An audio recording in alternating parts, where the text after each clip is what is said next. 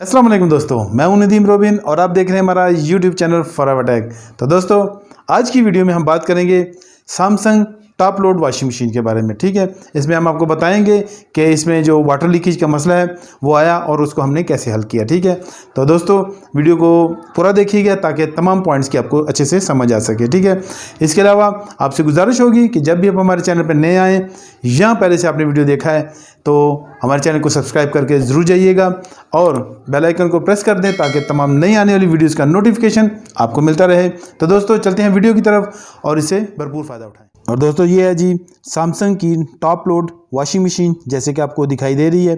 ठीक है, तो अब इस मशीन में कुछ इस तरह का मसला था कि जब इसका वाटर टैप जो ऑन किया जाता था तो वाटर जो डायरेक्टली मशीन में लीक हो रहा था। ठीक है, तो इसका मसला क्या था वो भी आपको मुकम्मल तफसील के साथ हम बताएंगे।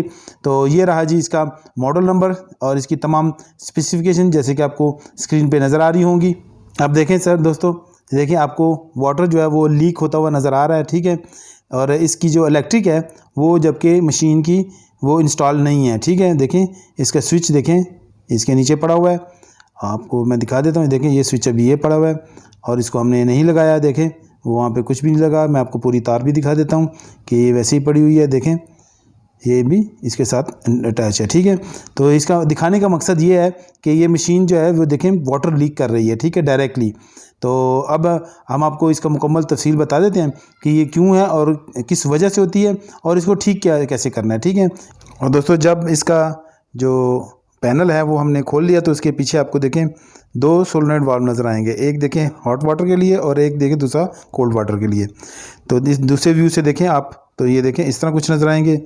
ये जो ऑरेंज कलर है ये हॉट वाटर है और ये ग्रीन कलर जो है ये कोल्ड वाटर है। ठीक है, तो इसके अलावा जो है ये दूसरे और फंक्शंस के लिए भी इसमें वाल्व लगाए गए हैं। तो दोस्तों अब हमने स्टार्ट कर दिया इसकी टेस्टिंग। ठीक है, तो इसकी दो किस्म की टेस्टिंग होती है। एक टेस्टिंग होती है जी इलेक्ट्रिकली टेस्टिंग होगी और एक मैकेनिकल टेस्टिंग होगी। ठीक है, ताकि हमें कंफर्म हो सके कि फ़ॉल्ट किस जगह पे है। ठीक है, तो सबसे पहले हम इसकी इलेक्ट्रिकली हम इसका टेस्ट कर रहे हैं। ठीक है, तो देखें हम बारी बारी सब वॉल्स पे जो है वो प्रोब्स को लगाई हैं हमने मल्टीमीटर की और इलेक्ट्रिक चेक कर रहे हैं कि किस जो सोलेनॉइड वाल्व पे इलेक्ट्रिक डायरेक्ट आ रही है। ठीक है, ताकि हमें कंफर्म हो सके कि ये इलेक्ट्रिक का फॉल्ट है कि मैकेनिकल फॉल्ट है। ठीक है, अब देखें हमने सेकंड पे अपने लगाना शुरू किया। देखें इस पे चेक किया, फर्स्ट पे किया तो वो बिल्कुल ठीक है, उसमें कोई मसला नहीं है। ठीक है, लेकिन हम जब सेकंड पे लगा रहे हैं ठीक है तो देखें इसको जब हम डायरेक्ट बग़ैर किसी इलेक्ट्रिक दे के और इसको चेक कर रहे हैं। ठीक है, और फंक्शंस ऑन नहीं हुए हैं। ठीक है,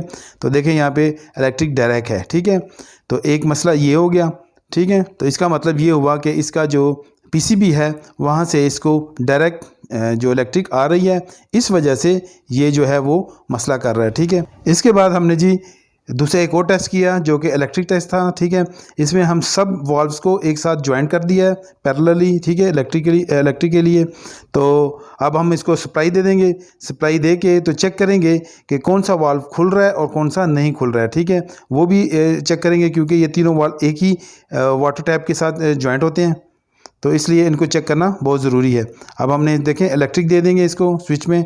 ठीक है, तो जब हमने इसके स्विच की इलेक्ट्रिक दी तो उसके बाद जब हमने देखा तो ये जो ब्लू कनेक्टर और ग्रीन वाल्व है आपको नज़र आ रहा होगा। ठीक है, ये सोलेनॉइड वाल्व जो था ये ओपन नहीं हो रहा था। ठीक है, इनकी जाम था और फिर हमने इसको रिपेयरिंग के लिए खोला। और दोस्तों इस इलेक्ट्रिक टेस्ट की वजह से हमें इसकी मैकेनिकल पोजीशन का भी पता चल गया। ठीक है, क्योंकि जब हमने इलेक्ट्रिक दी तो इसका जो ब्लू कनेक्टर सोलेनॉइड वाल्व था वो बिल्कुल नहीं खुला है। ठीक है, तो इसकी वजह से हमें ये कंफर्म हो गया कि ये जो मैकेनिकली भी ये ख़राब है। ठीक है, तो उसकी वजह से हमने पहला जो टेस्ट किया था उसमें इलेक्ट्रिकली इसमें डायरेक्ट इलेक्ट्रिक आ रही है तो उसकी वजह से वो भी ख़राब हो चुका है इसके स्टक होने की वजह से। ठीक है, तो अब दोनों में फ़ॉल्ट आ चुका है, यानी कि इसके पीसीबी में फ़ॉल्ट है और इस सोलेनॉइड वाल्व में भी फ़ॉल्ट है।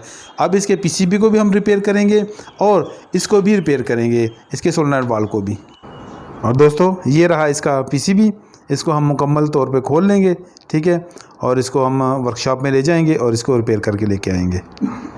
और दोस्तों अभी हम वर्कशॉप से वापस आ चुके हैं। वापस हमने देखें इसका पीसीबी इसको फिट कर दिया है, उसको भी रिपेयर कर लिया है, और उसका जो सोलनट वाल्व था उसको भी रिपेयर कर लिया। ठीक है, अब हम इसको दोबारा मशीन में फ़िटिंग कर रहे हैं। सारी जो कनेक्टर्स हैं देखिए हम उसके इंस्टॉल कर रहे हैं। ठीक है, इसके अलावा आपको आगे चल के दिखाते हैं कि इसका जो सोलनट वाल्व है वो भी हमने इसको फिटिंग कर रहे हैं। ठीक है जी, और देखें ये सोलनट वाल्व है इसका। ठीक है, इसको हमने रिपेयर कर लिया हुआ है, और ये देखें इसको करेक्ट पोजीशन देखें, थोड़ा सा अंदर की तरफ पुश कर बिठाएं और प्रेस करेंगे तो ये अपनी जगह पे बैठ जाएगा। ठीक है, इसकी बिल्कुल करेक्ट पोजीशन होगी। इसके बाद इसकी एक्सेसरीज़ और इलेक्ट्रिक को इंस्टॉल कर देंगे। ठीक है, तो ये आपका काम जो है वो कंप्लीट हो जाएगा और बिल्कुल सही हो जाएगा। तो दोस्तों वीडियो आपने देख ली, तो उम्मीद करता हूँ आज की वीडियो भी आपको बहुत अच्छी लगी होगी और आपके बहुत ज़्यादा काम आएगी और आप इससे भरपूर फ़ायदा उठाएंगे।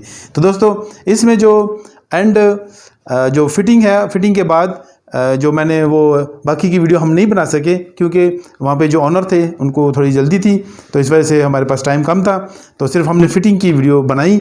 इसके अलावा हम उसकी टेस्टिंग वगैरह की वीडियो नहीं बना सके।